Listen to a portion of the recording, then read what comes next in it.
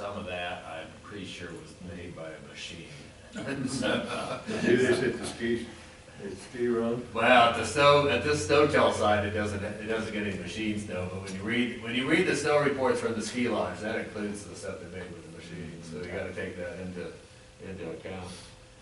So it's not a very good year. You can see last year we started off good, and then we went into that period of decline, the sublimation, where the snow was evaporating directly into vapor from snow. You see, this is set. Remember, I haven't done the long-term statistical analysis, but I'm fairly confident just from having looked at these curves since they first started back in the 90s that is a record. That's the most sublimation, the longest period of sublimation we've ever had. And it's statistically, if I run the numbers on it, it's going to be very high, significant. So that's sort of scary stuff. In other words, we're setting new sublimation's as a thermodynamic deal. The ice evaporates, and we've known this for a long time in our watershed, since we're an arid watershed, that when we get high winds up there, even though it could be close to below freezing temperature, even close to zero, you could still lose moisture just because the winds have so little moisture in them. They wick up the straight from the ice for the snow. But we never had seen a period like that we saw during. We're not seeing that this year, thank goodness. So, although the winds are starting today. Because there's not anything up there to there's the sunlight. Yeah, we have half as much, so that's true. Subliming the pine tree. These are our trajectory paths from 86 to 12. We haven't updated them because our trajectories look so bad the last years, but you can see we're way in the bottom percentile, bottom 25 percentile. So that was from the 23rd. It's actually worse now than it was in the 23rd. We're a little below that. So that was slightly better than today. But those, you see all those trajectory curves that are down that low, they all flatten out right now. This is supposed to be a time, if you look at the ones that are up above, this is when we get our big snows and they take off, right? But all the ones that are for drought trajectory curves, when you get into this time period, they're flat. When you're in this range, here we've got the March lake favories, a few of these that did take off, but a lot of these, like that one, are terrible. We'll probably go ahead and update this year and put on the last 3 years on it, although all three of them will be down there about where this one is. So there's nothing to, we're well below the normal curve, and there's the best trajectory we could see would be this one here, which would get us someplace around 70 to 80% of normal. So that's the best that we've seen historically. And as we said, because of climate change, there's some issues that using historical data is probably a little bit liberal in interpretation of it, and not conservative. We went ahead, since we got the satellite data now on a regular basis every 2 weeks, we're going to go ahead and run NDVIs off of it. This, I'm sure, from what I've seen, I didn't ground truth any of this stuff. I did some work up in Del City yesterday, and it's all been alfalfa. Those are alfalfa fields. Yeah, it's just because of the warm temperatures we're seeing the alfalfa from the antecedent moisture, mainly from rainfall. We're seeing it leaf out, and I think almost all that's would be alfalfa. The stuff in Mexico is probably groundwater. Yeah. So not a whole lot, but those I would suspect are all alfalfa. Now, not all. Some of the older stuff that I did yesterday up in Del City that depending on how they cut it and had stubble, wouldn't show up even though it was getting some leaf area down low by the ground. So this would be stuff that was cut pretty close to the ground. Some of that's agreement here, there's some wheat I reckon out over here. Wheat too, okay. I'm doing that, but that sort of gives you the extent of what's out there right now growing, and I'll provide those each month. What do you think all that was in Mexico? Is that alfalfa in Mexico? I don't know, I Could be wheat too. it's probably, they're probably using that agua, Sequia Negro water on some of it, and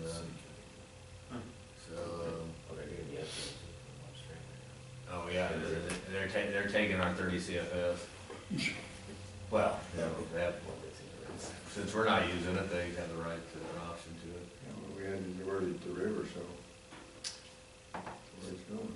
So, then I think the contractors appreciate it, so it keeps it out of there. They're actually having to work a little bit into the river right below the international dam, so.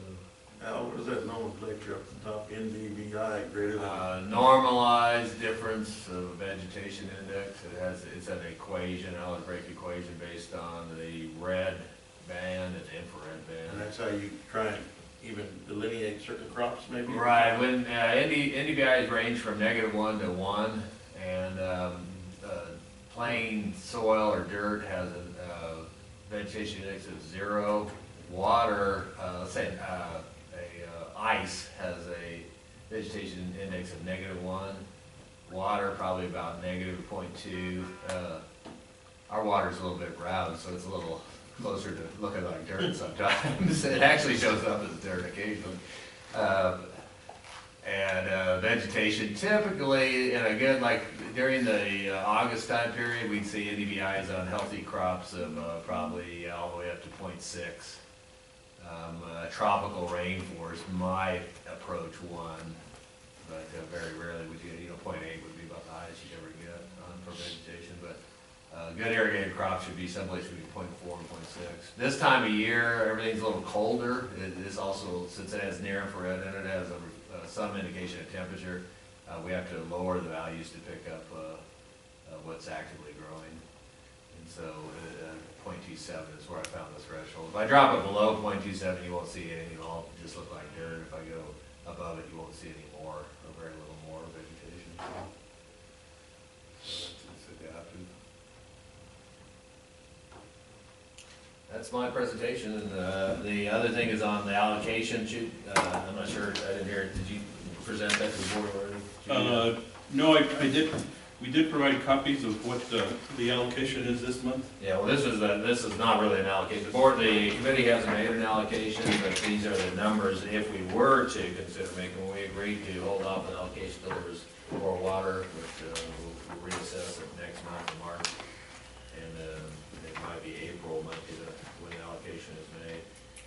So we're at 63, that's that, if we put that into the equation, I haven't, but I know the number. That would be equate to about 12 inches.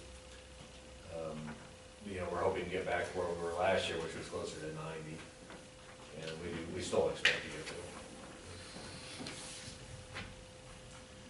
there. Okay, nothing on any of the rest of it. If there's any, we'll find out. We don't expect any big change for the compact meeting on the credits and the San Juan Trauma. Those numbers are in here. We think they're pretty accurate. The construction and canals and the drain control. Yeah, I can, or Jay and I can go there real quickly. I asked Jay before, and I visited a couple of sites. He showed me pictures of all, and we're actually making up. They're making up for lost time, I guess, right? So our two that were behind was the nursing home on the Franklin, and are they They're formed formed up. They're formed walls already. We fixed them for Friday. Friday, And I don't think they're behind their own schedule from what the schedule that they worked with us. I think we're all right. the nursing, well, they were supposed to be done in December. February 15th. February 15th. Well, no, that was what we gave them. We promised this and promised the board it'd be a 2-week job. Yeah.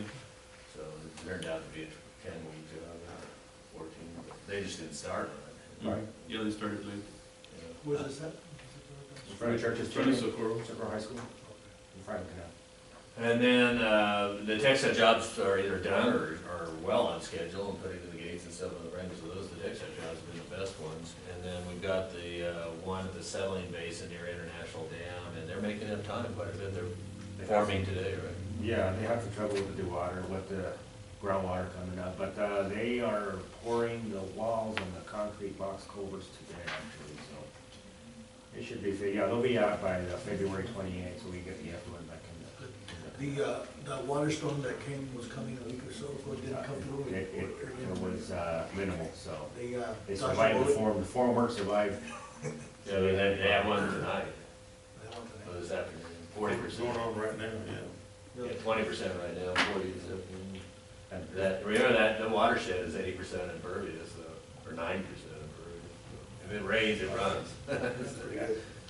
Never really rained, I guess, that one that was forecasting, 90%. I guess it rained a little bit on Friday, that one day, but Yeah. it was pretty light. It No- really came out Nothing bad. that ran down the College Arroyo, though they were lucky. Right. you guys resolve the issue of PSI concrete with the unions? Yes, yes, everything is breaking where it needs to be now, so we adjusted that, they added some more cement. Yeah, everything's working. Amazing. On the concert. Yeah, a little cement, They're will not go a long sack. way. We'll have to pay attention real quick. The Franklin Canal is finished here at the old Bumsteer Bar downstream from the Franklin Feeder where it finishes. The contractor finished up yesterday. Concrete was finished last week. They the Bumsteer Bar utility trader.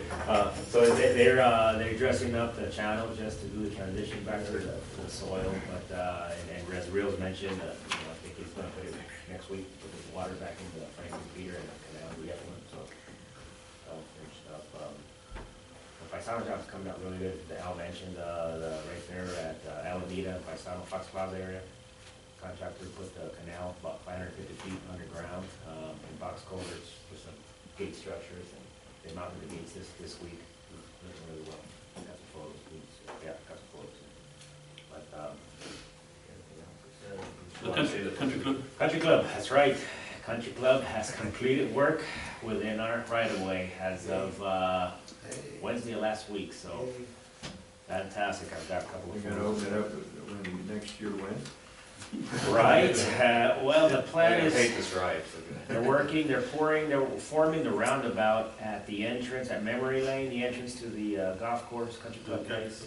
So, the plan is to pour concrete at the 24th, and they want to open up the traffic the 28th this month, so, at that point, it'll be opened up, and I guess people will be, the residents will be happy. But yeah, after. Jay, I hate to give you bad news, I was out there Sunday, headed from Love Field, from Love Road, Love Road to, almost Santa Teresa, it's still blocked. Right, Still work going on. they're in the traffic circle, right past Not Love. just the traffic circle. They're doing sidewalks.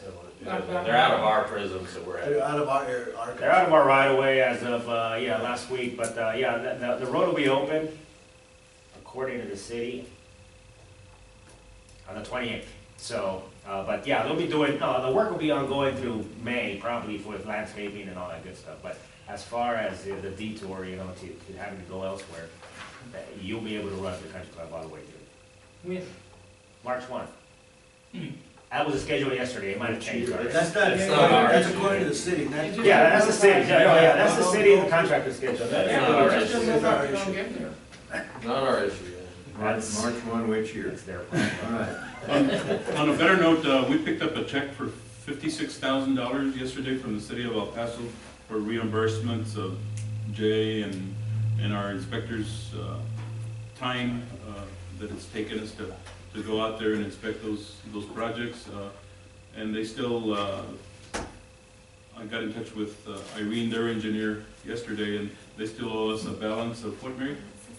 63,000. So I asked her to. That's for the first invoice. That's Now- for the first invoice. Right. Now we're closing the job out, we'll send the final invoice. That was from September To 2013. August 28th. And they know it's coming, right? Yes. I think it's been a real headache for not only us, but for the whole area out there. My gosh, what a mess that's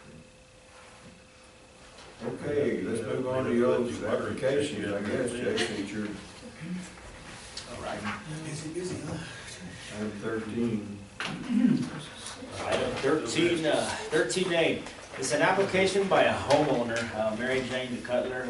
She owns a house on Montoya Road where the Montoya lateral branch A has been placed underground 1956 by the contractor. So By the reclamation.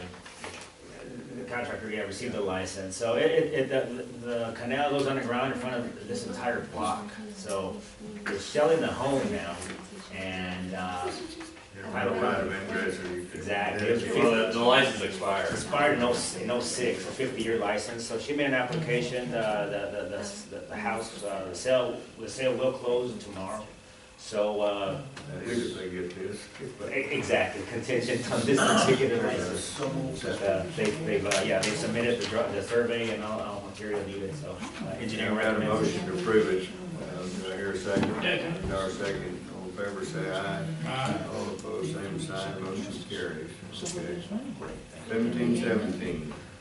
It's an application of Paso Water to the water. They are along Borderland Road, right downstream from, I'm sorry, right next to the Borderland Spurgeon. They are installing a sewer line for the local residents there down Borderland Road, so they'll need to dewater into our facility. And they submitted their application, obviously, in their check, so engineering.